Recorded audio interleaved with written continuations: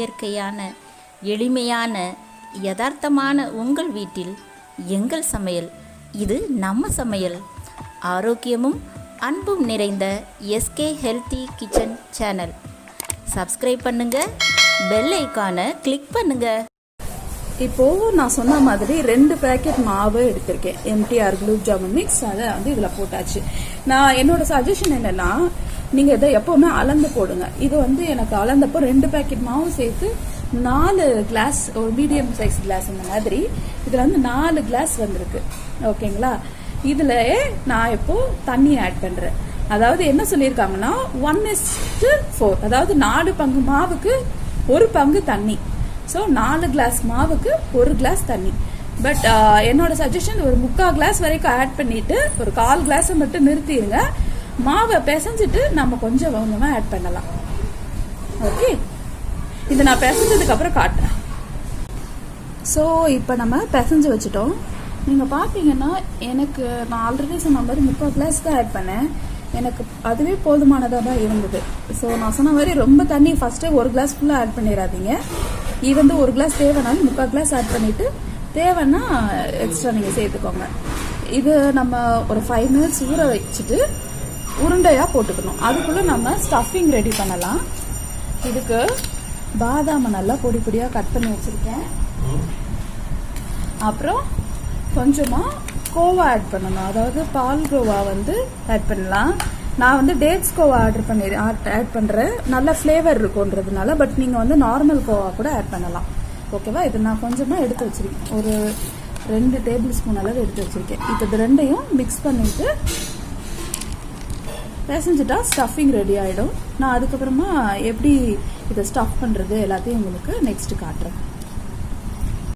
இப்போது நம்ம ரெடி பண்ணி வச்சுருந்த இந்த குலோப் ஜாமுன் மாவில் ஒரு 5 மினிட்ஸ் ஊற வச்சுருந்தோம் இல்லையா?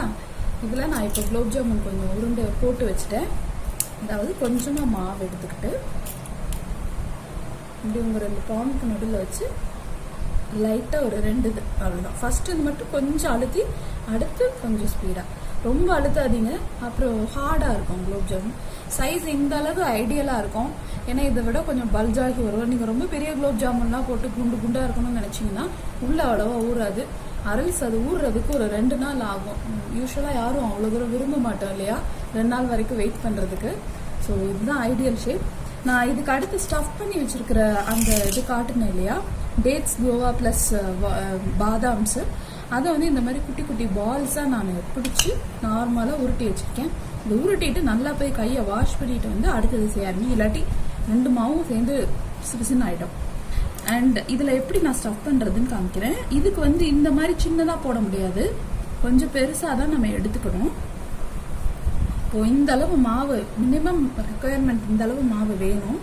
எடுத்துட்டு சும்மா விரல வச்சு உள்ள செப்பு செய்கிறது மாதிரி, இந்த கொழுக்கட்டைக்கெல்லாம் செப்பு செய்வாங்க அந்த மாதிரி இப்படி நீங்கள் நல்லா ப்ரெஸ் பண்ணிங்கன்னா இது ஒன்றும் ரொம்ப ஹார்டாக இருக்காது. ஏன்னா குலோப் ஜாமுன் மாவுன்றதுனால ரொம்ப டிஃபிகல்ட்டெல்லாம் இருக்காது உங்களுக்கு.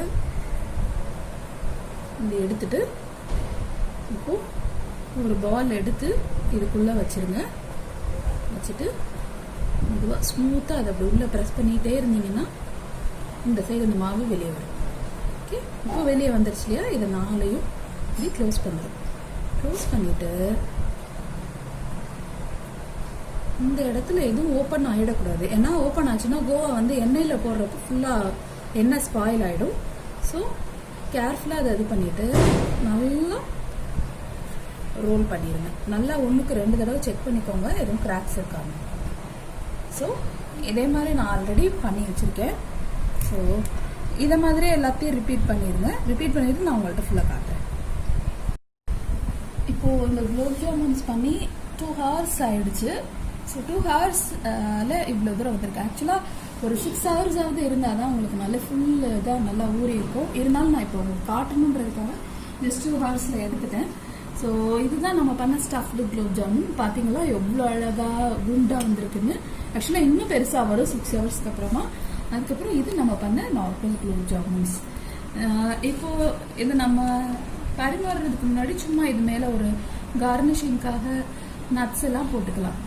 நான் இப்போ பாதாம் யூஸ் பண்ணுறேன். நீங்கள் கேஷ்யூஸோ இல்லை பிஸ்தா அது மாதிரி கூட போட்டு கொடுக்கலாம். ஸோ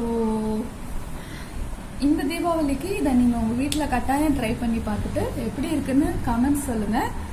அண்ட் ஷேர் பண்ணாதவங்க இது வரைக்கும் நம்ம சேனல் எஸ்கே சமையல் சேனலை சப்ஸ்கிரைப் பண்ணுங்கள். இந்த வீடியோ பிடிச்சிருந்தா ஷேர் பண்ணுங்கள், கமெண்ட் பண்ணுங்கள். தேங்க்யூ.